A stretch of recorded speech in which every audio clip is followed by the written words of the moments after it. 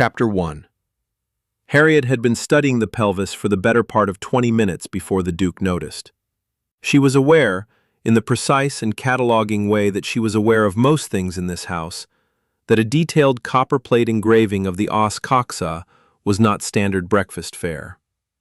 She was aware that the other items at the table, the correspondence, the toast rack, the silver teapot, and its attendant bone china cup, were the items a duchess was expected to attend to at 8 o'clock on a Thursday morning, and that Cheselden's Osteographia, published 1733, was not among them.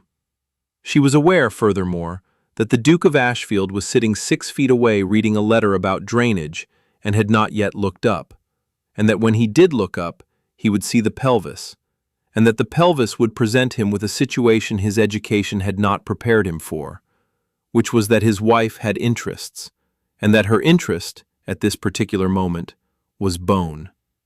She ate her toast. She turned a page. The pelvis gave way to the femur, but we should go back. Not far, only 3 months, to a house in Kent and a box beneath a floorboard and a plan that had taken 2 years to build and 3 minutes to destroy. The plan had belonged to Harriet Cole, 25, eldest daughter of Sir Edmund Cole, Baronet, of Hartwell House, Kent. The plan was this: passage north to Edinburgh, where a woman named Dr. Margaret Blackwood ran a private anatomy school that admitted women. Harriet had been corresponding with Dr. Blackwood for 14 months. She had a place. She had a start date. She had, for the first time in 25 years, a future that she had chosen. No one in her family knew about it, because no one in her family had ever asked her what she wanted to do with her life. This was not cruelty. This was baronetcy. What baronets' daughters do is marry, and if they cannot marry, they recede into the upholstery of someone else's drawing room until the upholstery absorbs them entirely. The question of what a baronet's daughter might want had simply never arisen, in the same way that one does not ask the dining table what it would like to be when it grows up. Harriet had been saving, £12 here, £8 there, tucked into the box beneath the floorboard. £41 in total. The box contained banknotes and coin, a letter from Dr. Blackwood that said, "We look forward to welcoming you in January," and the entire shape of the life she intended to live. Her father's debts canceled the plan. Sir Edmund Cole's debts were not dramatic. They were the debts of a man who had been living slightly beyond his means for 20 years, a small overspend each quarter, a deferred repair, a borrowed sum against next year's rents, and who had arrived, without spectacle, at a position from which there was no quiet exit. The house would be sold. Harriet's younger sister Clara, 17, and with the hopefulness of a girl who has not yet learned what the world costs, would lose her season, her prospects, and her future. Unless Harriet married well. Her mother arranged it. Lady Cole was not cruel. She was a woman who had spent 20 years managing a slow-motion collapse and who had developed, out of necessity, the ability to see her daughters as instruments of recovery rather than as people. She arranged a meeting with the Dowager Duchess of Ashfield, who was looking for a bride for her son. The Dowager examined Harriet at tea with the careful attention a surgeon gives a wound before deciding whether to amputate. Harriet was composed. She was pretty enough, in the way that a well-made piece of furniture is handsome, which is to say that no one would object to her, and very few would remember her afterwards. The Dowager approved. The Duke, James Ashworth, 32, 6th of his line, was informed that a match had been found. He met Harriet twice. She was polite. She said very little. He concluded that she was suitable. Harriet, in the 2 meetings, said very little because she was trying not to scream. She accepted the proposal on a Wednesday in August. She accepted it because Clara was 17, and Clara's future was real, and Clara had done nothing wrong except be born into a family that was sinking. She put the letter at the bottom of the box and closed the lid and pressed her palm flat against the floorboard until the wood was warm. She cried once. That night, holding the letter, her face in the pillow so Clara would not hear. She cried until she was empty and stopped. She married James Ashworth on a gray morning in October, in a private ceremony at Hartwell House, witnessed by family and a solicitor and a thin autumn rain. She said her vows in a clear, even voice. She did not cry. She did not smile. James, who had never studied a woman's face closely enough to know the difference between composure and containment, believed she was simply reserved. They traveled north. Ashfield Park sat in a long valley in the north of England, 300 miles from Kent and 12 hours from Edinburgh by coach, though Harriet did not know that second distance yet. 40 rooms, 12 staff, grounds that stretched to the river. James walked her through it with the careful neutrality of a man showing a guest around premises he is not certain the guest wishes to occupy.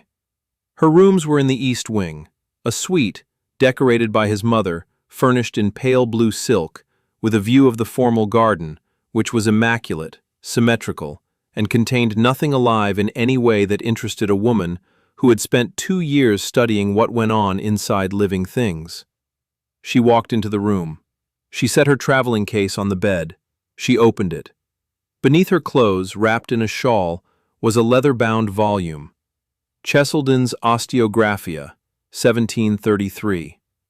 Dr. Blackwood had given it to her as a parting gift when the marriage was announced, along with a note that said, "This is not goodbye," and a look that said it probably was. Harriet placed the anatomy text on the bedside table. Beside it sat a silver-backed hand mirror, one of several items the Dowager had provided for the new Duchess's dressing table.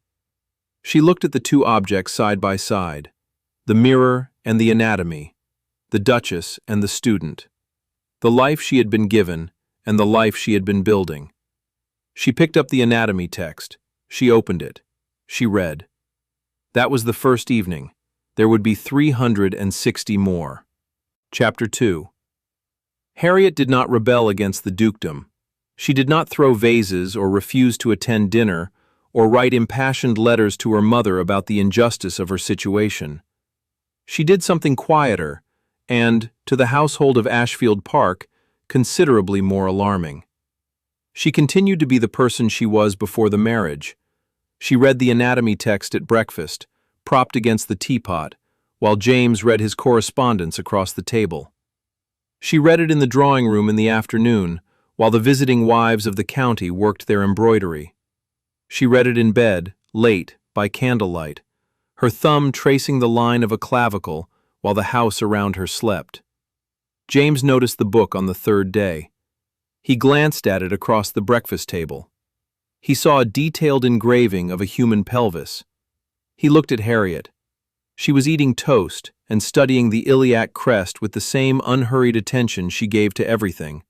And the two activities, eating and anatomy, appeared to occupy the same register in her mind, which was the register she used for all things. Interested, precise, present. She did not look up. He said, "That is an unusual book." She said, "It is an anatomy. Cheselden, 1733. The engravings are exceptionally precise." He said, "You read anatomy." She said, "I study anatomy. I have been studying it for 2 years. I was accepted to a school in Edinburgh before our marriage. I did not go." She said this without accusation. She said it the way she might say, "I had an appointment on Tuesday, but it rained." A fact. A thing that happened. A road not taken, mentioned in passing over toast. James put down his correspondence. He said, "You were accepted to a school." She said, "Dr. Margaret Blackwood's Anatomy School. It admits women. I had a place. I gave it up."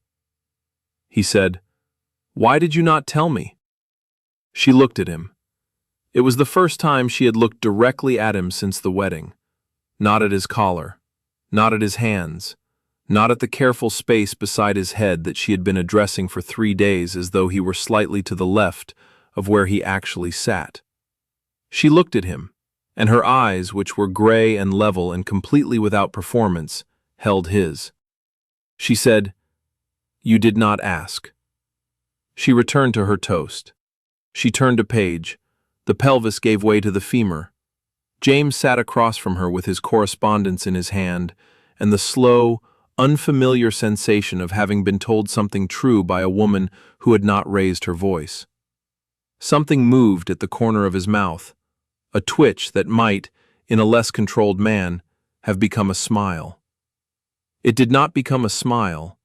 It became a small rearrangement of his features that acknowledged, without committing to, the possibility that his wife had just said something extraordinary and that he had no administrative procedure for processing it. He did not mention the book again. She did not stop reading it. That afternoon, James wrote to his land steward about the east pasture drainage. The letter was 4 pages long. At the bottom of the 4th page, in a postscript he would later be unable to explain, he wrote, "It appears Her Grace studied anatomy prior to the marriage. I mention this for no particular reason." He looked at the postscript. He crossed it out. He rewrote the letter without it. The letter, without the postscript, took him twice as long and was, in every measurable respect, worse. In the 2nd week, she began writing letters, long letters, in a small, neat hand, addressed to Edinburgh. She did not hide them. She left them on the hall table for the post, with the rest of the household correspondence, addressed in full to Dr. M. Blackwood, Surgeons' Hall, Edinburgh, in clear view of anyone who cared to look. Thornton, the under footman, was the first to care. He was 22, earnest, recently promoted from hall boy, and performed his duties with the anxious precision of a man who suspects he is being examined at all times.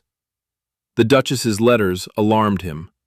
Duchesses wrote to modistes, to other duchesses, to relatives. Duchesses did not correspond with surgical halls. He mentioned it to Mrs. Albright.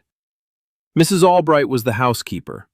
She was 53, trim, and in possession of household keys at her waist and mental keys that she wore nowhere visible but that opened considerably more doors. She received Thornton's intelligence with a silence so complete it resembled approval. She did not mention the letters to the Duke. Mrs. Albright did not mention things to the Duke. Mrs. Albright managed. Dr. Blackwood wrote back. Harriet received the replies at breakfast, read them in front of James with the same clinical interest she gave to the anatomy text, folded them, placed them in her pocket, and returned to her toast. James watched her fold the letters. He did not ask what they said. He was aware that she would tell him if he asked, because she had answered every question since the wedding with a directness that was almost unsettling. He did not ask because he was beginning to understand that the letters were not his business, and that this understanding, that his wife possessed a correspondence he was not party to, was new and uncomfortable and important. In the 3rd week, Harriet did something that alarmed the household more than the anatomy, or the letters, or the breakfast toast. She insisted on cutting herself rather than allowing Thornton to serve. She walked to the village. Not in a carriage, not with a maid.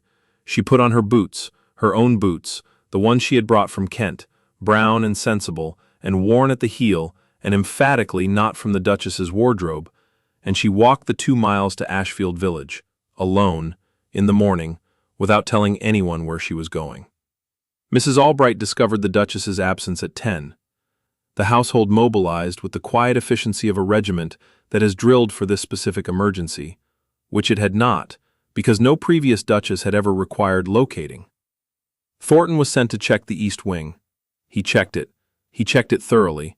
He checked the dressing room, the sitting room, and the bedroom, and he noted, in the bedroom, that the anatomy text was gone, and he reported this to Mrs. Albright with the solemnity of a man reporting that the family silver had been stolen, because Thornton had, over 3 weeks, come to regard the anatomy text as the most alarming object in the house, and its absence as proof that something unprecedented was happening, which, to be fair to Thornton, it was. A housemaid checked the garden, a groom checked the stables, cook checked the kitchen, which was optimistic, as the Duchess had not once set foot in the kitchen, though cook had been preparing a breakfast for her every morning for 3 weeks, consisting of dainty portions, white toast, and tea in the bone china cup, which Harriet had been quietly not eating in its entirety, a fact that cook had not yet discovered, and that would, when discovered, produce a silence of considerable depth. James was informed. James did not mobilize. He sat at his desk and thought about the fact that his wife had walked to the village without telling anyone, and about the fact that this should alarm him, and about the more alarming fact that it did not. She was a woman who did things. Doing things was not the same as being difficult. The distinction mattered the way the distinction between a river and a flood matters. A river is going somewhere. A flood is merely everywhere. She returned at noon. She had been to the village apothecary, where she had spent 2 hours with the apothecary's wife, a woman named Mrs. Drayton, who made her own tinctures and poultices, and who had, in the absence of a physician, the nearest being 12 miles away, been treating the village's ailments for 15 years. Harriet had examined her herbs, discussed the properties of comfrey, and offered a suggestion about the angle of the blacksmith's shoulder injury that changed Mrs. Drayton's approach entirely. Mrs. Drayton, who had never met a duchess with opinions about willow bark, was uncertain whether to be grateful or terrified. She settled on grateful, with reservations. James was in the front hall when Harriet returned. He did not ask where she had been. He said, "You walked." She said, "I walk every day. I walked in Kent. I expect I shall walk here." He said, "You might have taken the carriage." She said, "I do not want a carriage. I want to walk. Walking is how I think. I think better when I am moving. I have been sitting still for 3 weeks, and I have not thought clearly since I arrived." She walked past him, close enough that he caught the smell of rain and herbs and something underneath both, something warm and specific that he could not name, and that was simply, irreducibly, her. He did not step back. He did not step forward. He stood very still, the way a man stands when something has passed close to him and he is not yet certain what it was. She went upstairs. She opened the anatomy text. She read.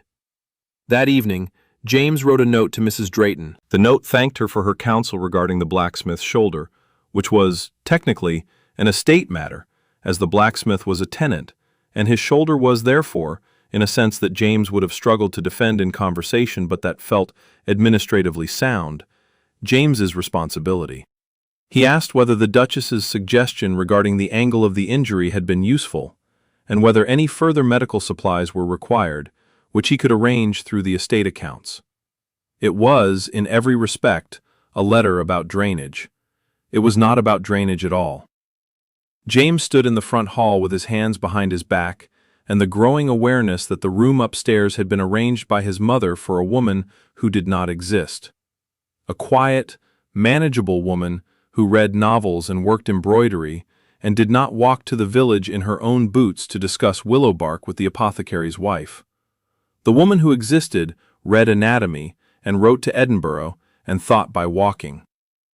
She had been sitting in a room designed for someone else and had not complained, because she did not complain. She simply continued to be who she was, and the house bent around her the way a river bends around a stone. We will take a very short break. If you do not want to miss new stories, please subscribe to the channel. Chapter 3.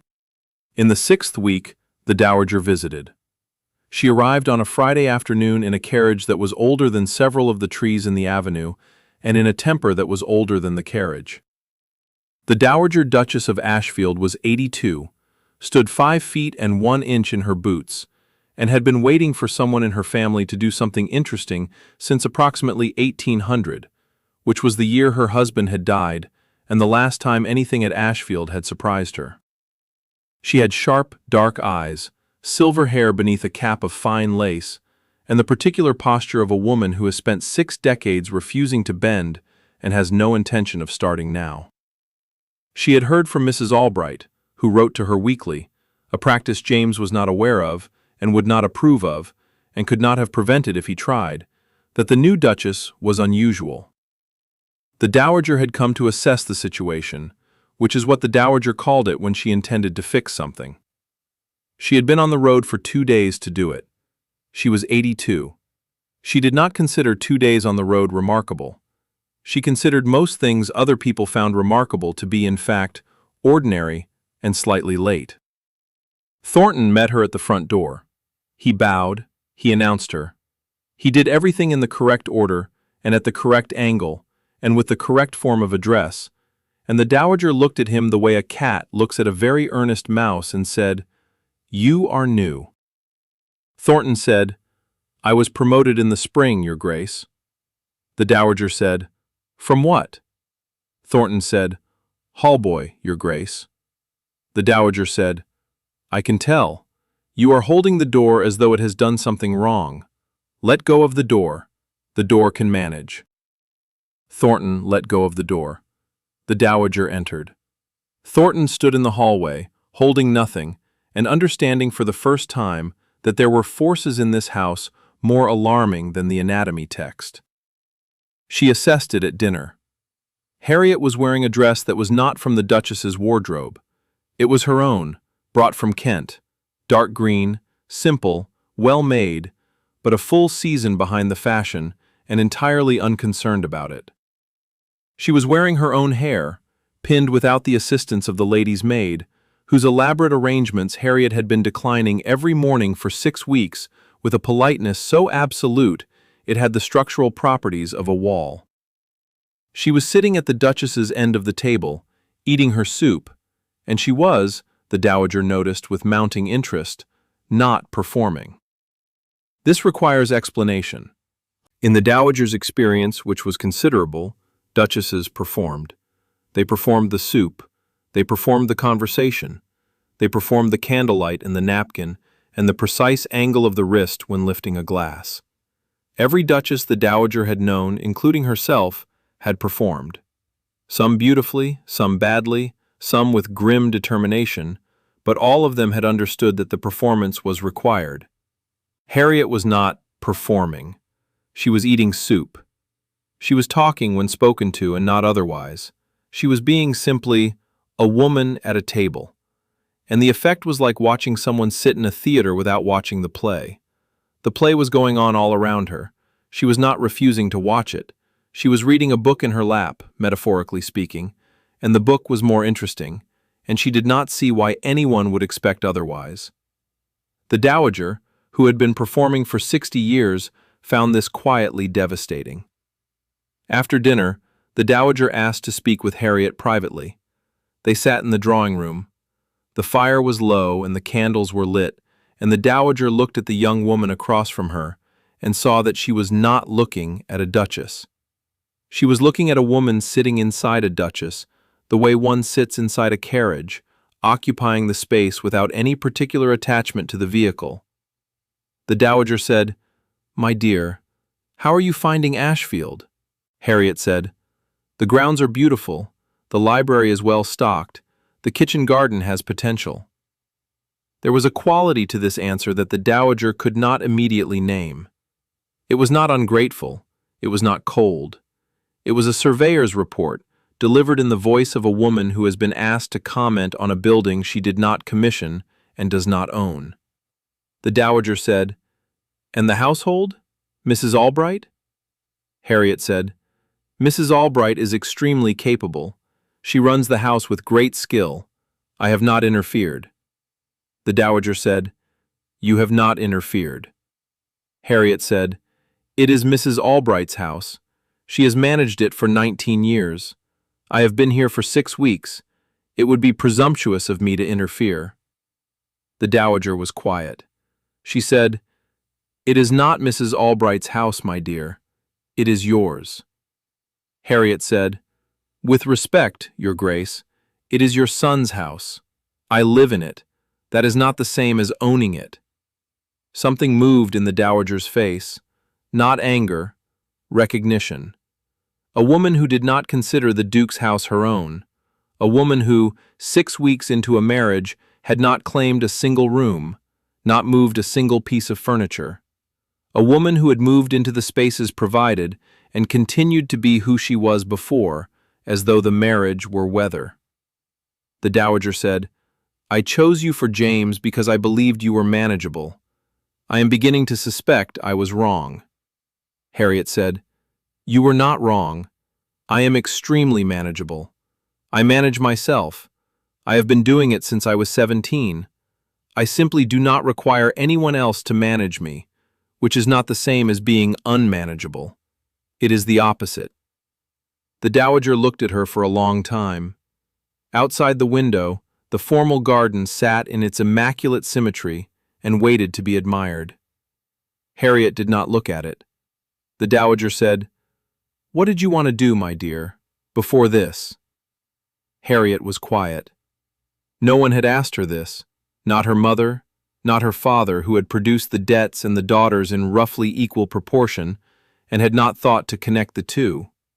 Not the solicitor, not James.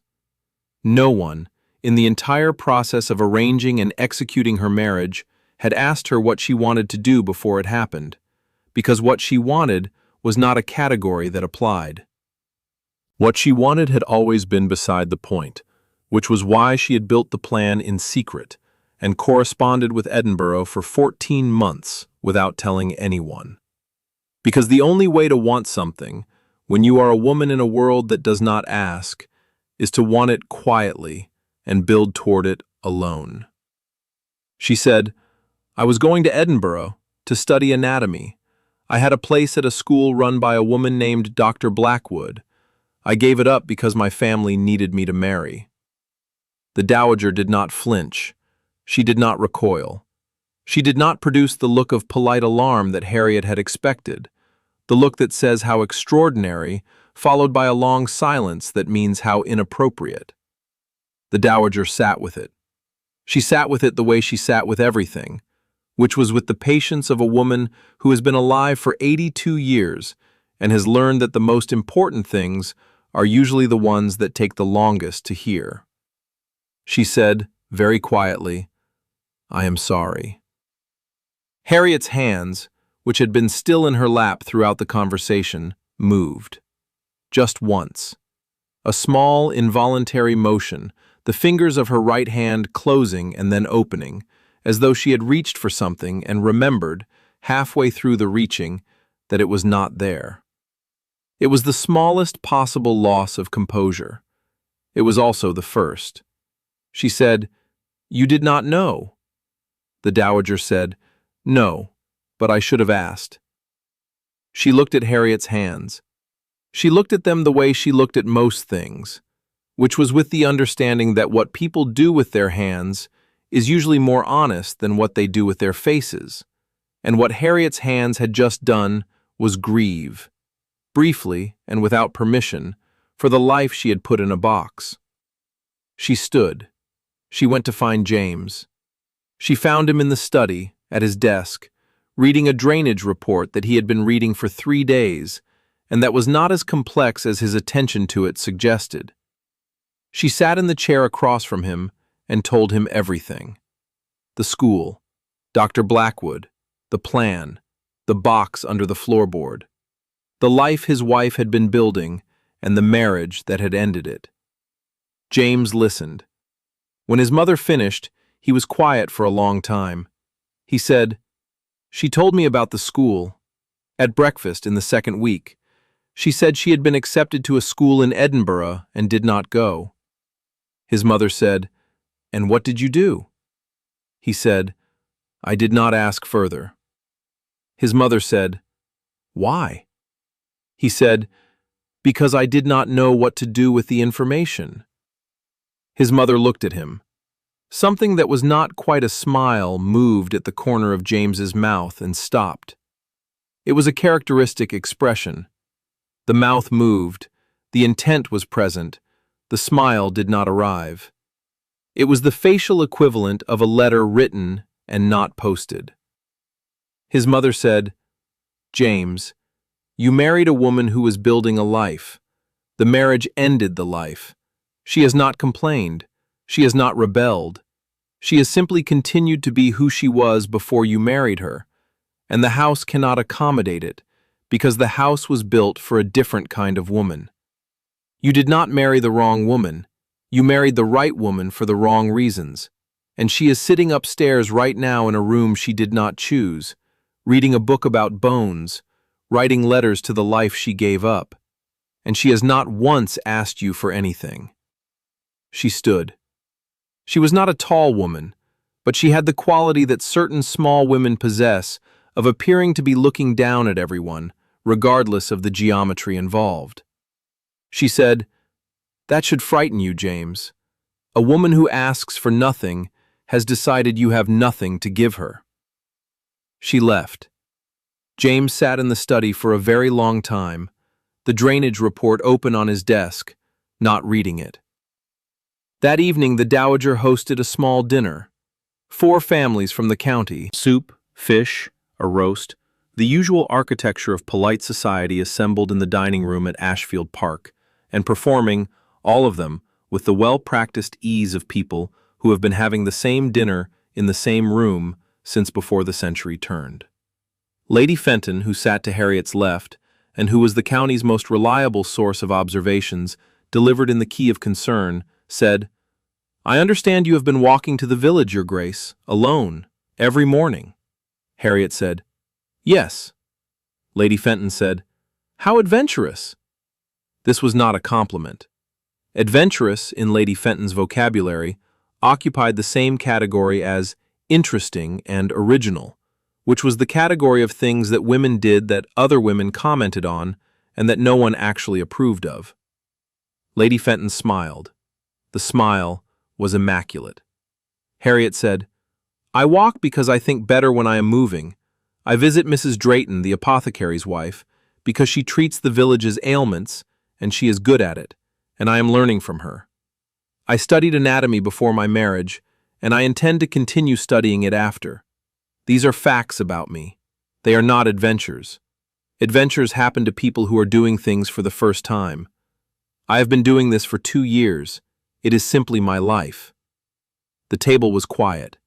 Not the uncomfortable quiet of a social mistake, but the specific quiet that follows when someone has said something true in a room where truth is not usually on the menu. Harriet looked across the table and saw James. He was watching her. He was watching her the way he watched everything, which was carefully and from a distance that he believed was invisible. His hands were on the table, one on either side of his plate, and they were very still. She noticed them. She noticed the length of the fingers, the tendons at the knuckles, the particular quality of stillness that was not relaxation, but attention held in the body, rather than shown on the face. She filed the observation away and did not examine what she had filed it under. Lady Fenton's smile did not change. Lady Fenton's smiles never changed. They were installed rather than expressed, and could survive anything short of actual sincerity, which, unfortunately for Lady Fenton, was what had just arrived. The Dowager, from the far end of the table, said, "I believe there is pudding." There was pudding. Harriet ate hers and did not mention the anatomy again, and the county went home knowing that the Duchess of Ashfield was not adventurous. She was simply herself, which was worse, because adventure can be grown out of, and selfhood cannot. Chapter 4. James did not confront Harriet. He did not sit her down in the drawing room and announce that he had learned about Edinburgh, and that he was sorry, and that he wanted to fix it. He had spent enough time watching her, without knowing he was watching, to understand that a speech from him, a grand gesture, a duke's declaration of intent, would be another version of the thing she had been enduring since the wedding. A man deciding what she needed without asking her. Instead, he did something he had never done before in his life. He paid attention. He watched her walk to the village. He did not follow. He did not send a maid, though Mrs. Albright suggested it twice, and both times received the suggestion back from him in a silence so complete it needed no words. He watched from the study window as she walked down the drive in her Kent boots, with the anatomy text under her arm, and he let her go. He watched her at breakfast. He noticed, with the belated horror of a man who has been sharing a meal for 6 weeks without once looking at what the other person eats, that she did not eat the breakfast cook prepared. The dainty portions, the white toast, the tea. She ate the same thing every morning, 2 thick slices of brown bread, butter, an apple, and strong coffee that she made herself on a small spirit stove she had brought from Kent and installed in her dressing room without telling anyone. He said, on a Wednesday morning, "You make your own coffee." She said, "The kitchen makes tea. I drink coffee." It was simpler to make my own than to explain the difference 6 times. He said, "You could have told Mrs. Albright." She said, "I could have. Mrs. Albright would have adjusted the kitchen. The kitchen would have been disrupted. The disruption would have been attributed to the Duchess's preferences. I did not want my preferences to be an event. I wanted coffee." He said, "Your preferences are not an event." She looked at him. She said quietly, "In this house, everything the Duchess does is an event. I prefer not to be an event. I prefer to be a person. I have chosen person." That evening he went to the kitchen. Cook was kneading bread for the morning. He stood in the doorway and said, "Her Grace drinks coffee, not tea, strong, in the mornings. Please prepare it without being asked and without discussing it with anyone." Cook said, "Your Grace, the Duchess has never once mentioned, if she had said something, I would have naturally—" James said, "It is not a change, it is a correction." Cook said, "Yes, Your Grace." He paused. He said, "Use the stoneware mug, not the bone china." Cook had served 3 duchesses in 23 years and had never been asked to serve anything in stoneware. Cook's face performed a small, private journey from confusion to something that was, though Cook would never have used the word, respect. Cook said, "Yes, Your Grace." The next morning, coffee appeared at Harriet's place at breakfast. It was in a plain stoneware mug, the kind she used in her dressing room, the kind that does not match anything in a duke's household, and that was, for precisely that reason, correct. It was strong. It was hot. There was no announcement. Harriet picked up the mug. She looked at it. She looked across the table at James. He was reading his correspondence. He did not look up. The corner of his mouth moved, the familiar gesture, the almost smile that arrived at the border of expression and stopped, like a man who has come to a door and cannot quite bring himself to open it. She drank the coffee. She did not mention it. He did not mention it either. But something shifted. Not between them, not yet, but in the house around them. The coffee was the first correction. It was small. It was a thing that said, "I heard you. I did not make a speech about hearing you. I simply heard you, and here is the evidence, in stoneware, at 7 o'clock in the morning." Over the following weeks, other corrections appeared. The pale blue curtains in her room, the ones she had been sleeping with open since she arrived because she could not sleep in a sealed room, were removed. Not replaced with curtains James had chosen, removed entirely. The windows stood bare, and the light came in without apology. The formal garden beneath her window, the symmetrical, immaculate, lifeless garden that looked as though it had been designed by someone who had heard of gardens but never visited one, was plowed under.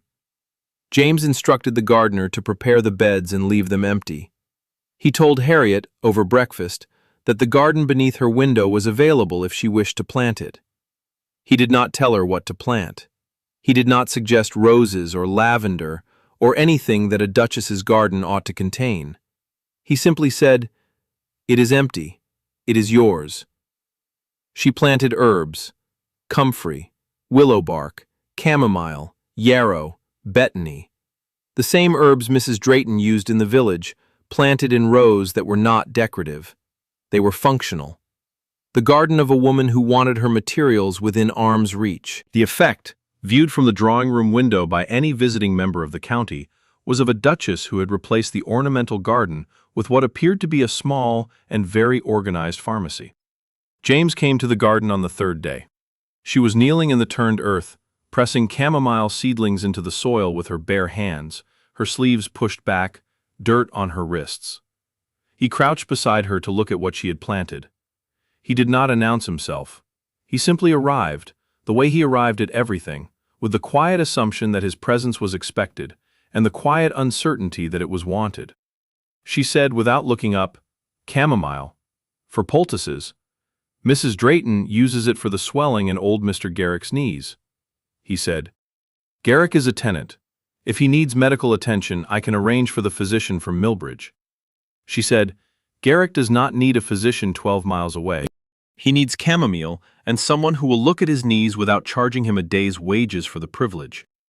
She reached for the next seedling. He reached for the same one.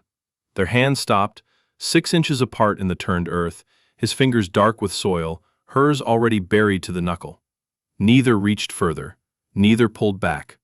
The space between his hand and hers was the width of a chamomile plant, and it contained for approximately 4 seconds more weight than the entire East Pasture Drainage correspondence.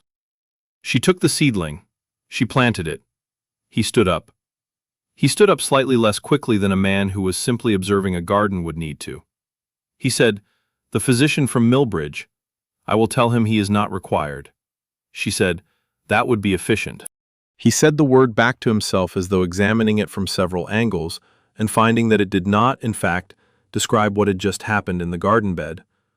But he could not locate a better one, so he left. Thornton, who walked past the garden every morning on his way to collect the post, observed the herbs with the expression of a man who has accepted that his life now contains things his training did not cover. He did not report them to Mrs. Albright. He was learning. Mrs. Albright saw the garden. Mrs. Albright said nothing. Over the preceding months, she had arrived at a private understanding of the Duchess. The woman was not difficult. She was not rebellious. She was a woman whose life had been interrupted and who was, quietly, continuing to build it inside the walls of a house not designed for her.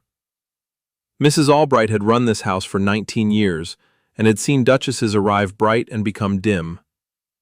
She had never seen one who did not dim. A woman who simply continued to burn at the same temperature, regardless of the room she was placed in. Mrs. Albright approved. She did not tell anyone. She managed. It was during this period, the period of the small corrections, that Harriet began to notice James. She had not, until now, looked at him as a subject. She had looked at him as a fact, the way one looks at a wall or a piece of legislation, something present and consequential and not requiring further study. But the corrections changed the angle. A man who removes curtains without being asked is a man who has been paying attention. And a man who pays attention is a man worth attending to. She noticed his hands first. This was professional. She was an anatomist, or she had intended to be one, and hands were the first thing an anatomist observes, because hands are where the body confesses what the face conceals.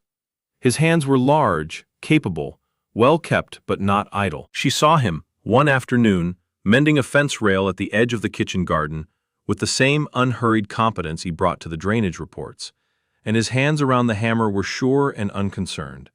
And she watched them and thought, extensor digitorum. She could see the tendon moving beneath the skin of his forearm. And then she thought, oh. And then she thought, no. She noticed the jaw, the straight line of it, the set of the muscle at the angle, the way it tightened when he was considering something he did not know how to say. Masseter, she thought, and then, stop that. She noticed the almost smile. It appeared 3-4 times a day, always at the corner of his mouth, always stopping short of completion. She catalogued its appearances the way she catalogued anatomical variations: involuntary, subclinical, not yet diagnostic. She did not allow herself to consider what it might be diagnostic of. She was an anatomist. She studied structures. She did not study feelings. And then, on an afternoon in the 4th month, she was reading in the drawing room and he walked past the open door, and she looked up, and she felt warmth at her wrists and a quickening at the base of her throat that she could not catalogue, because there was no Latin for it, because it was not in Cheselden, because it was not a structure. It was a response. And a response, in anatomical terms, implies a stimulus, and the stimulus was a man walking past a door, and she closed the book and pressed her palms flat against the cover and thought, this is a problem. Feelings, she had decided some time ago, were a luxury she could not presently afford. She was beginning to suspect they did not care. We will take a very short break. If you do not want to miss new stories, please subscribe to the channel. Chapter 5. In the 5th month, a letter arrived from Edinburgh. It came with the Morning Post, between a haberdasher's bill and a note from the Dowager. Harriet picked it up with steady hands. This letter was not from Dr. Blackwood. It was from a colleague, Dr. Helen Fraser, who ran a midwifery clinic in Edinburgh's Old Town. Dr. Blackwood was retiring. The school would close unless a new director could be found. Dr. Blackwood had recommended Harriet. Not as a student, as a colleague. As the person whose written case analyses Dr. Blackwood had been setting and marking for 19 months, and who had, without a classroom or a cadaver or a tutor in the room, taught herself to diagnose at a standard Dr. Blackwood considered fit to teach others. The letter said, "She believes you are ready. The position begins in March. It requires your presence in Edinburgh. I understand this may not be possible. I am writing to ask whether it is." Harriet read the letter at breakfast. Her hands did not shake. Her face did not change. She folded the letter. She put it in her pocket. She drank her coffee from the stoneware mug, strong, the way it had appeared every morning for 3 months without discussion. She finished her toast. She excused herself. She went to her room. She sat on the bed. She took out the letter and read it again. Then she went to the wardrobe and took out the box. The box from Kent. The box from under the floorboard, which she had carried to Ashfield in her traveling case, and which sat beneath her old boots in the bottom of the wardrobe, unopened since October. She lifted the lid. Inside was the original acceptance letter from Dr. Blackwood. Inside was £41. Inside was the life she had put away. She held the new letter in one hand and the old letter in the other, and she thought, he has been trying. He has been dismantling the cage, bar by bar, without asking for credit. The curtains, the garden, the coffee. Each one a bar removed, and each one proof that he sees her, and each one a kindness she did not expect, and does not know what to do with. And it is not enough. It is not enough because the cage is not the curtains or the coffee or the garden. The cage is the fact that she is here because her father's debts required it, and not because she chose it, and no amount of bare windows will change the origin of her presence in this house. She sat with this for a long time. A man can be kind, and a marriage can be unkind, and both things can be true at the same time. The body can be healthy in one system and failing in another. The treatment for one can worsen the other. The diagnosis is never simple. That evening, she went to find James. He was in the study, at his desk, reading estate correspondence. She sat in the chair across from him. She placed the letter on the desk between them, the way a surgeon places an instrument on a table, precisely, without apology, aware of what it can do.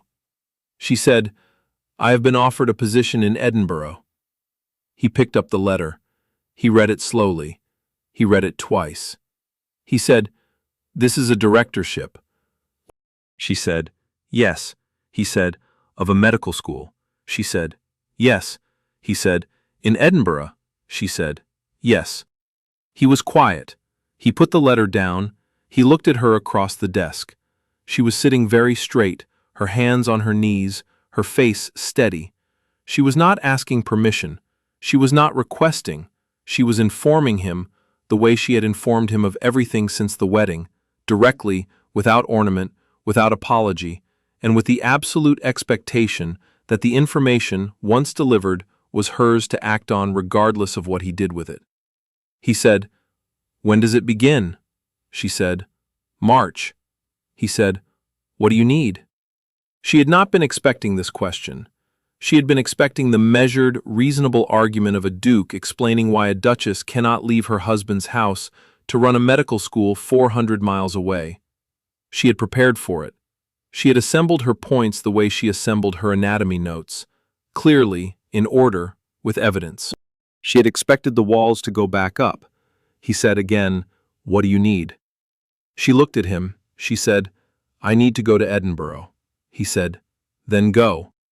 1 second. 2. She said, "James."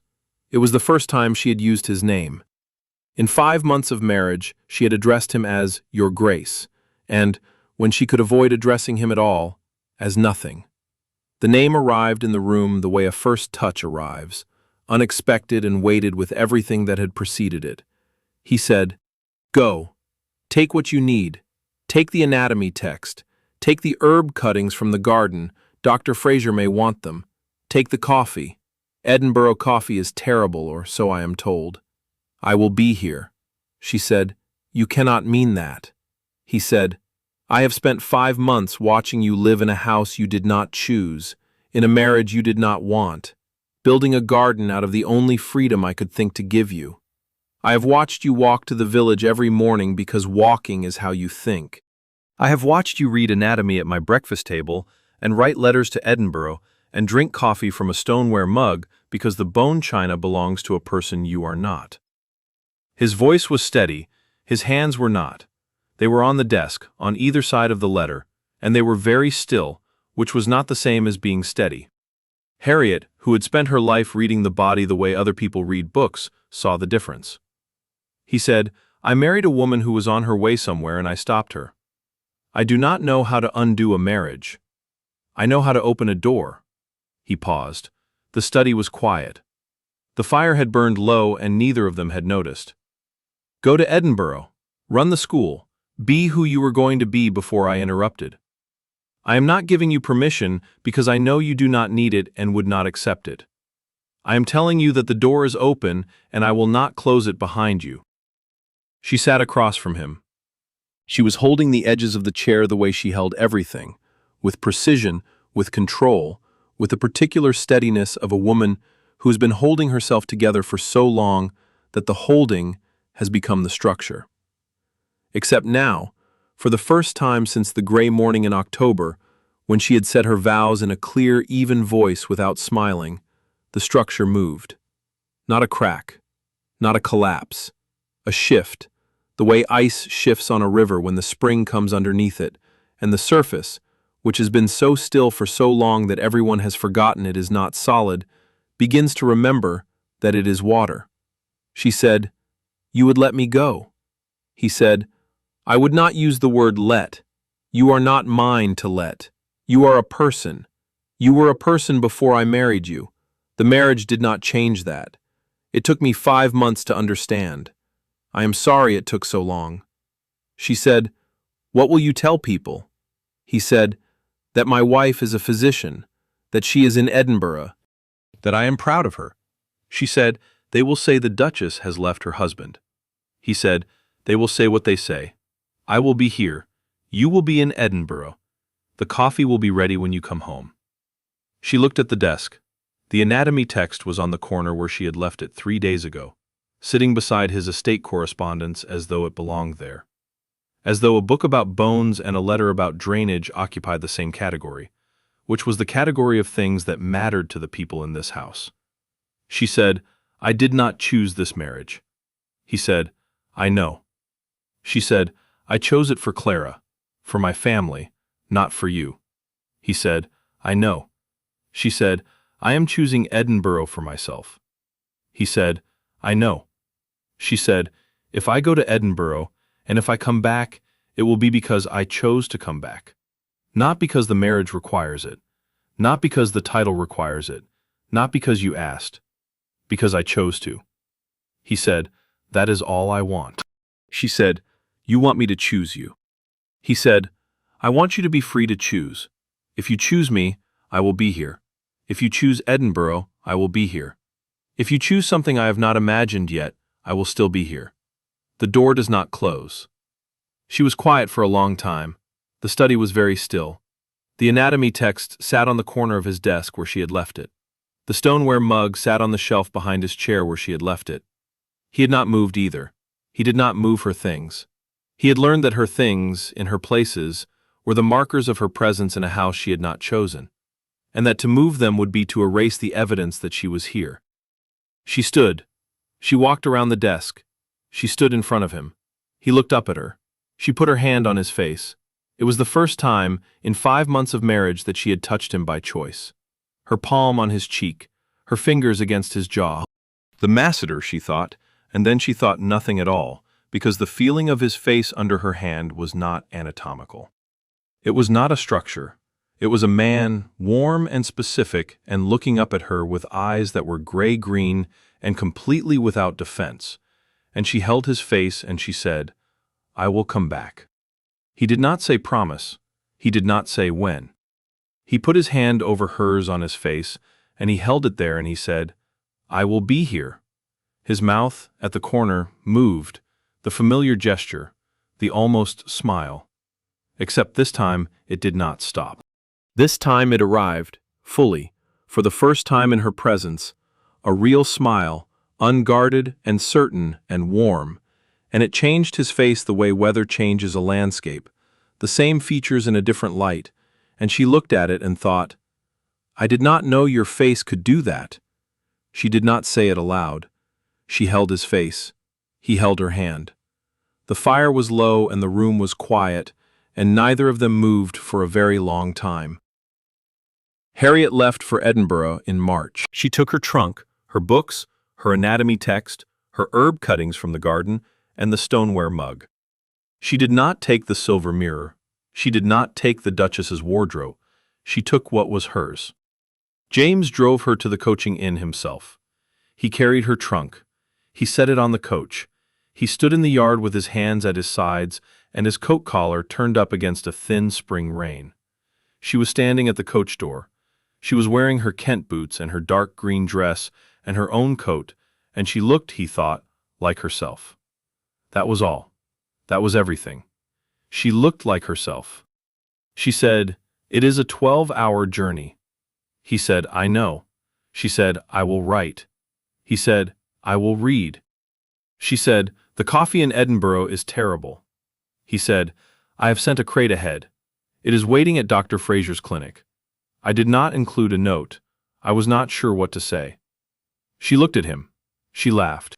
It was the first real laugh he had heard from her, short and startled and bright, and it changed her face completely, and he watched it and memorized it, the sound, the shape of her mouth, the way her eyes closed for a half-second, and he knew he would carry it with him until he heard it again.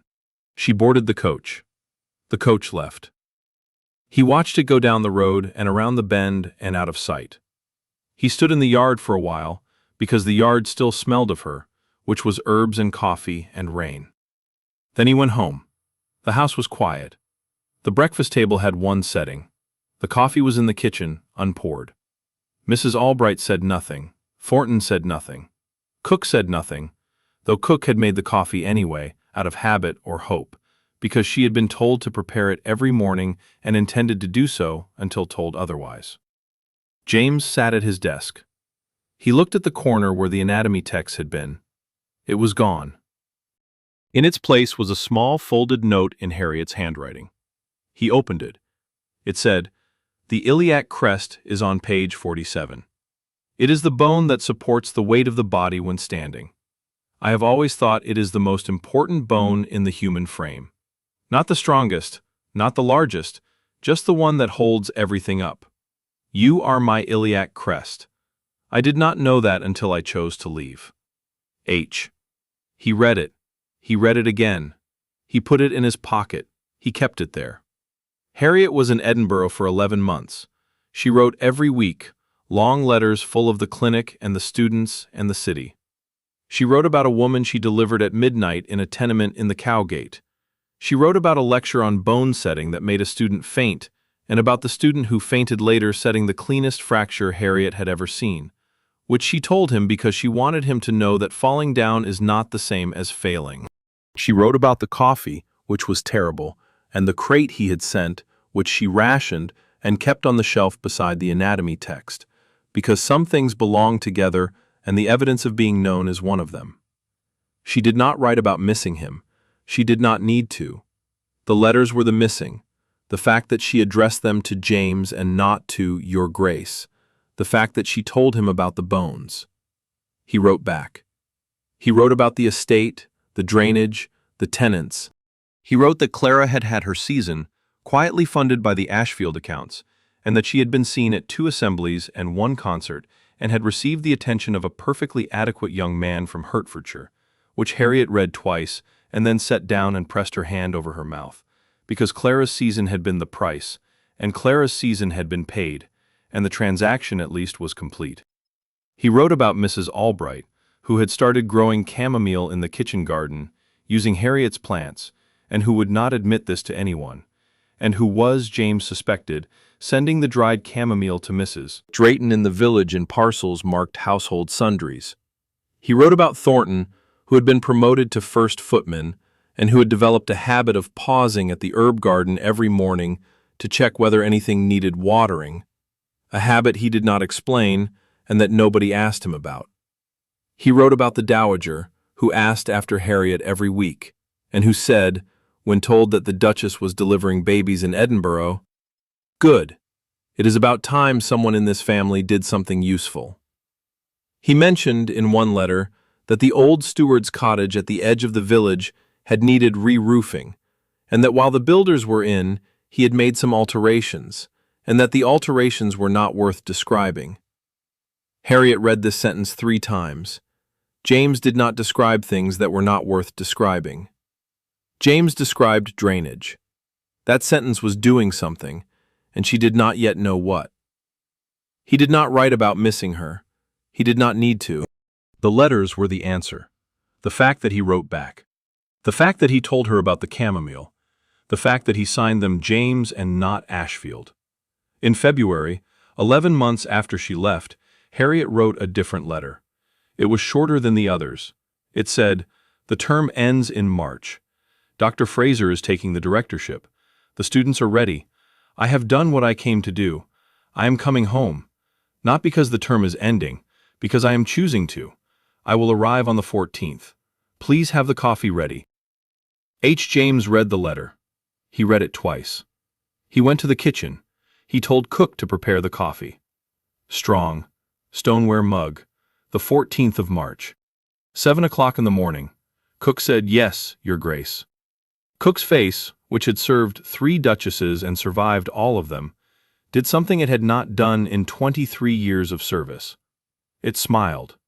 Then James went to the village. He walked to the old steward's cottage at the edge of the green, the one whose alterations were not worth describing. He opened the door. He checked the treatment table, which Mrs. Drayton had helped him choose, and which was the right height for setting a bone. He checked the still room at the back, with its stone counter and hooks for drying herbs, and a window that looked onto a garden Mrs. Drayton had already planted with comfrey and chamomile. He checked the desk in the front room, which held nothing except a lamp and an inkwell. The cottage was clean and fitted and ready. It was also empty. It had no name above the door. It had no instructions inside. It was the garden bed all over again, except this was an entire building, given the same way, without performance, without conditions. He locked the door. He put the key in his pocket, beside the folded note about the iliac crest that had been there for 11 months. He walked home. On the morning of the 14th, Harriet's coach arrived at Ashfield Park. James was not at the front door. He was not in the hall. He was not at the window of the study. Harriet walked into the house. She walked through the hall, past the morning room, past the drawing room, past the library. She walked to the breakfast room. The table was set for 2. James was sitting at his place. He had correspondence in front of him, but he was not reading it. He was looking at the door. When she walked through it, he stood. Not quickly, not with the urgency of a man who has been waiting, with the unhurried certainty of a man who knew she was coming and who had stood because she was here, and because standing is what you do when the person who matters most walks into the room. It was the simplest gesture in the world. It was also the most deliberate thing he had done in 11 months. She stood in the doorway.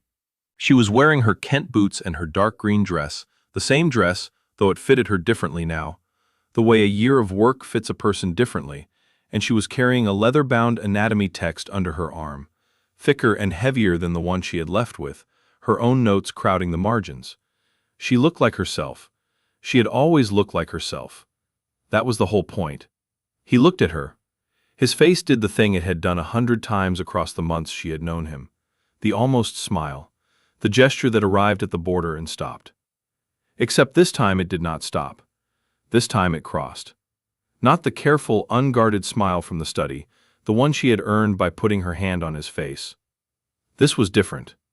This was the smile of a man who has kept a place set at a table for 11 months, and is now watching the person it was set for walk through the door. It was not composed, it was not controlled, it was simply entirely glad. She put down her traveling case. She sat. In front of her place was a stoneware mug of strong coffee, steaming, exactly right. Beside the mug, on the white linen, sat a single iron key. She picked up the mug first. She drank. The coffee was strong and correct and tasted the way it had tasted every morning for 3 months before she left, which was the taste of being known. She set the mug down. She picked up the key. She looked at it. She looked at him. He said, "The old steward's cottage, at the edge of the village." Mrs. Drayton helped with the layout.